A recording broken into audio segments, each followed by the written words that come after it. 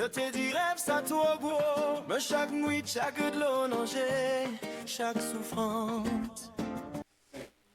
Amis abonnés, bonjour, nous sommes Honoré TV. Bienvenue dans la rubrique Côté dans le temps passé. Jeudi à c'est 3 juin 2026. Nous dans 154e jour, 22e semaine. Ça veut dire, restez seulement 211 jours pour l'année 2026 là-bas nous dole.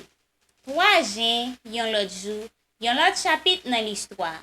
Nous prenons un coup de jet pour nous voir ça qui est passé un jour que jeudi a, dans tant longtemps dans le monde là, ak bon la caille pas nous.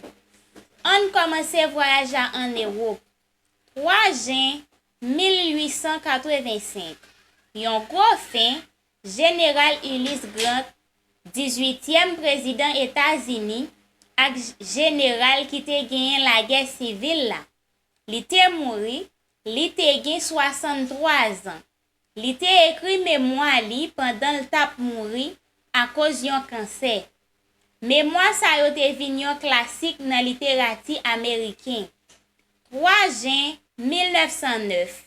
Yon gros nom nan finance JP Morgan, yon nan pi gros banquier américain, te mouri, li te yon nan moun ki te pi riche nan époque li. Li te de créer compagnie tankou General Electric ak US Steel. 3 juin 1916. Première guerre mondiale là, gouvernement américain te signé National Defense. Loi sa te renforcer l'armée américaine. Li te créé réserve l'armée ak programme ROTC dans université yo. 3 juin 1937. Yon gros mariage, Duke of Windsor, ancien roi Edward VIII, te marié ak Wallis Simpson. Edward te démissionné en 1936. Paul ka marié ak Wallis. Yon américaine qui te divorcé. C'était yon nan pi gros scandale dans l'histoire royaume nan. Et puis kounye ya, on retourne la kay Haïti chéri. 3 juin 1770. Yon gros catastrophe, yon gros tremblement de terre te frappé Port-au-Prince. Li te 7.5 sous échelle là, li te détruit toute ville là. Seulement 2 kay te rete campé. Li te fait plus passer 250 moun mouri. Tremblement de terre ça te sous même faille ak tremblement de terre 2010 là. 3 juin 1969. Yon lot événement pendant régime François Duvalier Papadoc, dictature te montré 22 cadavres. Yo te dit c'est communiste yo te touye nan yon rage. Mais en pile moun te dit victime yo te kidnappé et puis yo te touye nan prison avant. C'était yon l'autre jour la terre. 3 juin 2023. Yon l'autre inondation, gros la pluie te tombé dans département l'ouest, Nip, Sud-Est, Nord-Ouest ak Centre. Li te la cause glissement de terre. L'eau te couvri kay yo.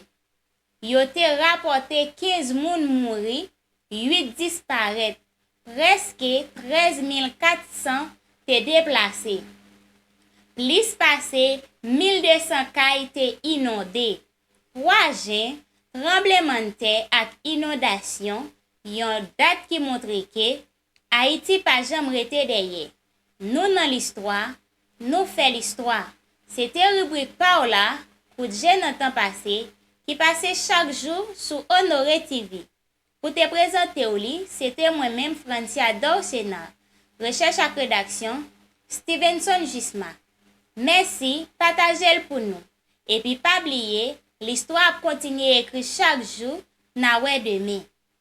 Yo te di nou pa ta privé. Yo te di rêve ça trop gros, mais chaque nuit, chaque de l'eau nager, chaque souffrance. Vin bâti histoire Honoré TV.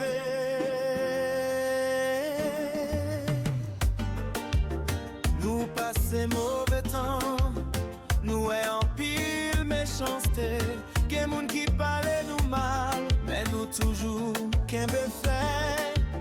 Parce que derrière chaque caméra, gen courage ak sacrifice. Derrière chaque